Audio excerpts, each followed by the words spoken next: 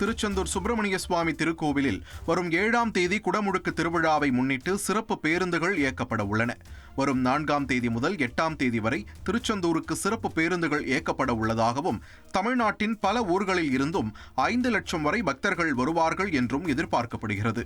4ஆம் தேதி முதல் 8ஆம் தேதி மதியம் வரை திருநெல்வேலி, தூத்துக்குடி, நாகர்கோவில், மதுரை உள்ளிட்ட பகுதிகளில் இருந்து திருச்செந்தூருக்கு 400 சிறப்பு பேருந்துகள் இயக்கப்பட உள்ளன. திருச்செந்தூரில் இருந்து கோவில் வாசல் வரை செல்வதற்கு 30 கட்டணமில்லா சிறப்பு பேருந்துகள் இயக்கப்பட உள்ளன.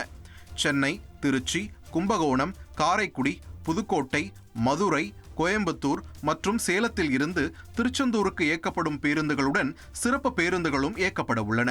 திருச்செந்தூருக்கு பயணம் மேற்கொள்பவர்கள் www.tnstc.in மற்றும் TNSTC மொபைல் ஆப் மூலம் பயணச்சீட்டினை முன்பதிவு செய்து பயணிக்க அறிவுறுத்தப்பட்டுள்ளது. உங்கள் தந்திவன் தொலைக்காட்சியில் தெனாலிராமன் தினமும் மாலை 6 மணிக்கு காண தவறாதீர்கள்.